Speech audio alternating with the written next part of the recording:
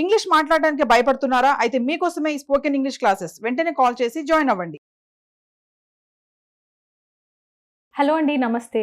నేను మీ హరిత అక్కల, motivational speaker and emotional wellness coach. Suman టీవీకి మీ అందరికీ స్వాగతం.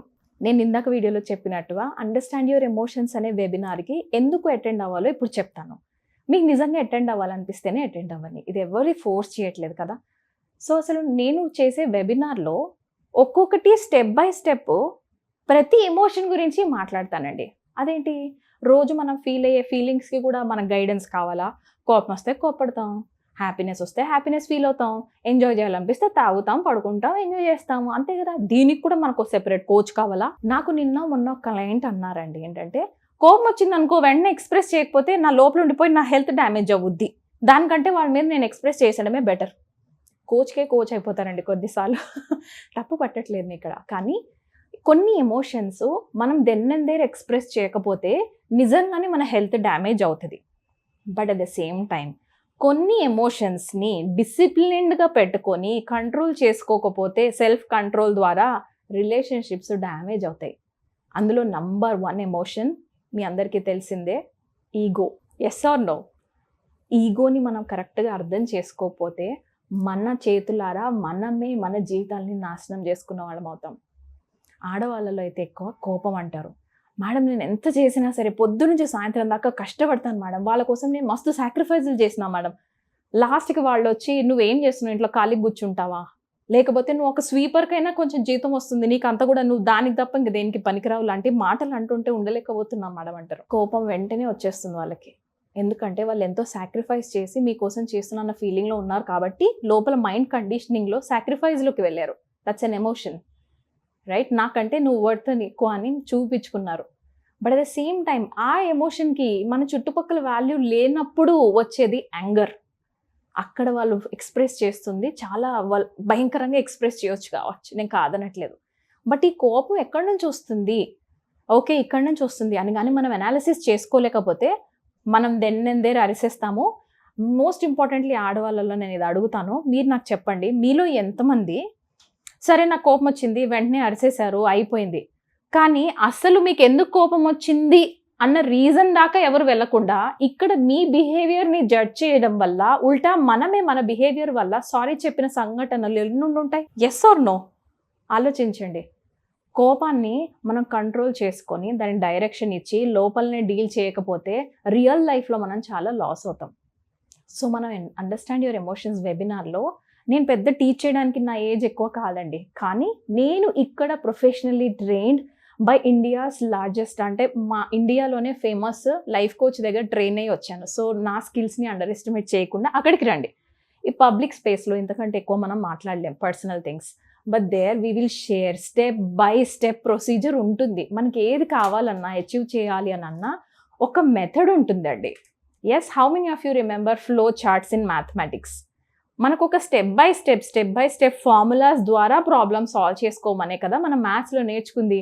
మరి రియల్ లైఫ్ ప్రాబ్లమ్స్లో మనం ఇంటర్నల్గా డీల్ చేస్తున్న ఎమోషన్స్ని మనం నేర్చుకోకపోతే స్కిల్ బయటకు ఏదొస్తే అది వచ్చే అనేస్తున్నాం అని అంటే మన లైఫ్ పాడవకుండా ఇంకేమవుతుంది? సరే, అసలు ఎందుకు అండర్స్టాండ్ యువర్ ఎమోషన్స్ వెబినార్కి నేను రావాలి అన్నది నేను మీకు చెప్తాను, తర్వాత మీరు డిసైడ్ చేసుకోండి. ఓకే, నేను 2 years బ్యాక్ పోతే పోయింది 100 రూపాయలే కదా అని ఒక వెబినార్కి అటెండ్ అయ్యాను.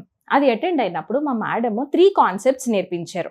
Number 1 concept fighting with resistance, number 2 handling guilty ఎమోషన్ని ఎలా హ్యాండిల్ చేయాలి, అండ్ నంబర్ 3 నో చెప్పగలగటం. ఈ సింపుల్ 3 అండి నేను నేర్చుకుంది ఆ వెబినార్లో నుంచి. సరే, నాకు అనిపించింది నిజంగానే ఈవిడ గాడ్ పంపించిన ఏంజల్ అయితే, because I'm a science student, ముందు నాకు ప్రూఫ్ కావాలి ఏంటి అంటే ఇక్కడ నాకు బాగా జరిగితేనే వెబినార్ నుంచి నేను నెక్స్ట్ లెవెల్కి వెళ్ళాలి అని.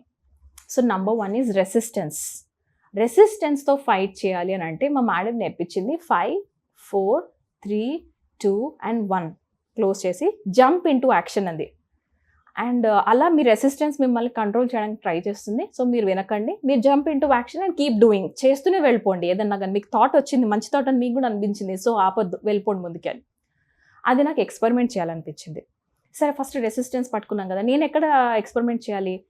అది చాలా చలికాలం అండి, డిసెంబర్, జనవరి 2022 and 23.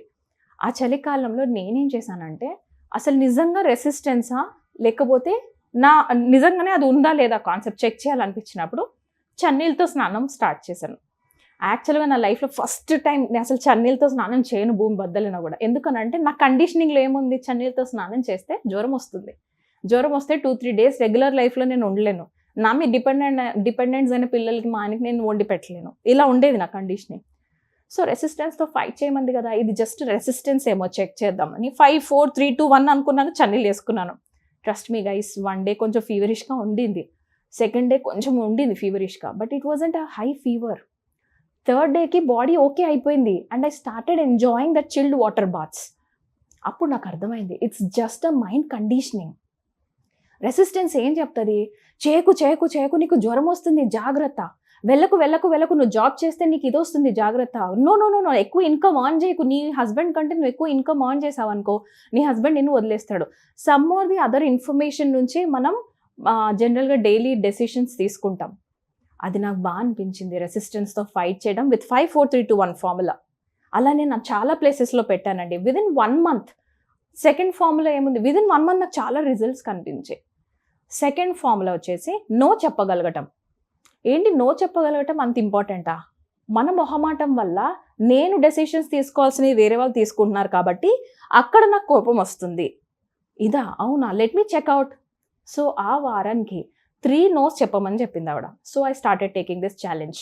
క్యాజువల్గా ఎవరైనా కాల్ చేసేసి నువ్వు అక్కడికి వచ్చేస్తావా అని అడుగుతారు కదా, ఐఎమ్ సో సారీ నేను రాలేకపోతున్నాను, ఏమనుకోవద్దు. First no. సెకండ్ నో, మన ఓన్ పీపుల్ ఉంటారు కదా, నేను ఈరోజు మీ ఇంటికి వస్తున్నాము and I said I'm so sorry, I'm little busy, రేపు రండి ప్లీజ్. నో. యాక్చువల్గా అక్కడ ఉండేది కాదు situation, but I created a situation to say no. అలా నో చెప్పడం నేర్చుకున్న తర్వాత దెన్ నాకు అర్థమైంది, నేను డెసిషన్స్ తీసుకోవట్లేదు కాబట్టి, నేనే వేరే వాళ్ళు నా లైఫ్ డెసిషన్స్ తీసుకునేలా అలౌ చేశాను కాబట్టి కోపం వస్తోంది. మొహమాటం వల్లనే నేను సగం ప్రాబ్లమ్స్ ఫేస్ చేస్తున్నాను. రైట్. నెక్స్ట్ ఛాలెంజ్ వచ్చేసి గిల్టీని హ్యాండిల్ చేయటం. అదే టైం మా బాబుకి స్పెక్స్ దగ్గర తీసుకెళ్ళామండి. వాడికి సైట్ వచ్చింది. సో సైట్ వచ్చినందుకు చాలా కష్టపడి, చిన్న ఏజ్ కాబట్టి వాడికి డ్రాప్స్ వేసి 3.5 hours పట్టింది వాడికి ఐ చెకప్ చేసి వాడికి స్పెక్స్ పెట్టడానికి కూడా. He was then 5.5 years old. అలాంటిది ఒక అమ్మ వాడు ఏడుస్తున్నప్పుడు ఎంత బాధపడి ఉంటాను. సో సరే అయిపోయింది, 1 weekలో వాడికి స్పెక్స్ వచ్చాయి. మేము ర్యాండమ్గా అలా అపార్ట్మెంట్లోంచి లోపలికి వస్తున్నప్పుడు సడన్గా మా ఒక నైబర్ల ఒక చుట్టుపక్కల వాళ్ళు అన్నారు, జాగ్రత్త జాగ్రత్త, బాబుకి వచ్చేసింది, పాప కూడా పక్కా వస్తుంది, ఎందుకంటే నీకుంది, మీ హస్బెండ్కి ఉంది, మీ బాబుకి ఉంది అని. అప్పుడు లోపల నుంచి గిల్టీ వచ్చింది అండి. బికాస్ నా వల్లనే నా బాబుకి వచ్చింది, నా వల్లనే నా పాపకు కూడా వస్తుంది అన్న ఫీలింగ్, గిల్టీని నాకు ఎలా హ్యాండిల్ చేయాలో తెలియలేదు. ఎప్పుడైతే మేడం కాన్సెప్ట్ విన్నానో, హలో గిల్ట్ ఆంటీ, ఇది నీ గిల్ట్ ఆంటీ, నాది కాదు. So this belongs to you. ఈ గిల్ట్ నీది, నాది కాదు. హౌ ష్యూర్ ఆర్ యూ, మీరు ఎంత ష్యూరు నిజంగానే గిల్టీ వస్తుంది అని మీకు ఎవరు చెప్పారు? లాంటిది నేను అలా మాట్లాడటం internal conversation, it's not outside conversation. లోపల ఫన్నీ స్టోరీస్ వేయడం మొదలు పెట్టేసరికి గిల్టీని విదిన్ 1 month పిచ్చ కామెడీ స్టోరీస్ అయిపోయాయి తల లోపల ఇంటర్నల్గా. Then I started having fun. నా లైఫ్లో ఎప్పుడు నవ్వనటువంటిగా ఆ 1 month చాలా నవ్వాను నేను. Then I understood it is just mindset issue. It's all in the mindset only. Internal ప్రోగ్రామింగ్తోనే నా ప్రాబ్లం, బయట కాదు. ఎక్స్టర్నల్ ఫ్యాక్టర్స్ నేను చేంజ్ చేయలేను. నాలో ఉన్న పవర్ అంతా లోపల మార్చుకోవటం మాత్రమే అని తెలిసినప్పుడు నెక్స్ట్ లెవెల్కి అసలు 5,000 కట్టడానికి వెనక్కి తిరిగి చూడలేదండి. వెబినార్ తర్వాత ఆ 5,000 కట్టినప్పుడు నా దగ్గర 8,000 rupees ఉన్నాయి. అప్పుడు చాలా భయం వేసింది, మళ్ళీ నేను ఆ 5,000 సంపాదించాలి అని అంటే నాకు 500 లేకపోతే సేవింగ్స్ చేస్తే మేబీ 6-7 monthsకి నేను అది మళ్ళీ తీసుకురాగలను. అప్పుడు నాలో బాడీలో మళ్ళీ రెసిస్టెన్స్ స్టార్ట్ అయింది. అవసరమా హరిత నీకు, అదే 5,000 పెడితే ఏదో ఒకటి ఇక్కడ యూజ్ చేయొచ్చు కదా అని. నేను మీకు ఒకటి చూపిస్తానండి. అలా 5,000 రూపీస్తో స్టార్ట్ చేసిన నా జర్నీ 5,000 రిటర్న్ వస్తాయా? నేను పెడుతున్న నెక్స్ట్ లెవెల్ ఆఫ్ కోర్స్కి 2 lakhs పెట్టానండి. 2 lakhs పెడుతున్నాను. అసలు ఈ 2 lakhs ఎక్కడి నుంచి రిటర్న్ వస్తాయి? తర్వాత నెక్స్ట్ లెవెల్ వెళ్తానే ఉన్నాను. బికాజ్ ఐ నో నా వర్త్ ఏంటి అని నాకు తెలుస్తుంది. అప్పుడు చాలా భయపడేదానండి. 3 lakhs చెక్ సైన్ చేస్తున్నప్పుడు లిటరల్గా పోస్ట్ ఆఫీస్లో కూర్చొని ఏడ్చాను. చెక్ సైన్ చేసేటప్పుడు ఇలా హ్యాండ్ షేక్ అయిపోయింది బికాస్ ఆఫ్ ద షివరింగ్. ఎందుకంటే భయపడ్డాను, తిరిగి 3 lakhs ఎలా వస్తాయి నా దగ్గరికి అని. ఇంత ధైర్యంగా నేను మీకు ఇంత పబ్లిక్ స్పేస్లో చూపిస్తున్నాను. Today you can see my balance. ఇంతలా ఎందుకు చూపిస్తున్నానంటే it's not about money, it's about the self worth.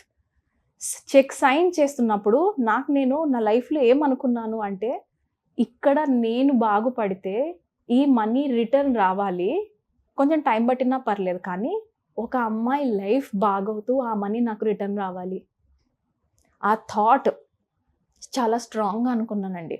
ఒక ఆడపిల్ల లైఫ్ బాగు చేసినందుకు రిటర్న్ రా. మనీతోని నాకున్న రిలేషన్షిప్ని చాలా వర్క్ చేశాను, అది కూడా మా మేడమే నేర్పించారు. So we have to let the money flow. అలా మనీ ఫ్లో అయినప్పుడు చెక్ సైన్ చేసిందే ఈరోజు మీరు చూస్తున్నది రిటర్న్. మళ్ళీ ఒక ఆడపిల్ల లైఫ్ బాగు చేస్తూనే రిటర్న్ వచ్చింది. సో ఇక్కడ నేను ఏం చెప్పాలనుకుంటున్నానంటే, వీ ఆర్ వెరీ వర్త్ఫుల్. మన వాల్యూ చాలా ఉంది, కానీ మేబీ చిన్నప్పటి నుంచి మనం విన్న వాళ్ళు ఉంటారు కదా చుట్టుపక్కల, నీకు ఇంతకంటే రాదు, నీకు ఇంతకంటే చేత కాదు, నీకు ఇంగ్లీష్ రాదు, నీ కమ్యూనికేషన్ స్కిల్స్ బ్యాడ్గా ఉన్నాయి, why don't you do this, why don't you do that అని చెప్తారు కదా. మనం అక్కడి నుంచే ఆపరేట్ చేస్తున్నాం. డౌట్ అనేది ఒక ఎమోషన్. ఆ డౌట్ని, సెల్ఫ్ డౌట్ని ఎలా మనం హ్యాండిల్ చేయాలి అని తెలుసుకోవాలి అని అన్నా, నా వెబినార్ అండ్ సెల్ఫ్ లవ్ సెషన్స్కి అటెండ్ అయిపోండి. ఎక్కువ ఆలోచించద్దు. Thank you so much for watching this video. Thank you.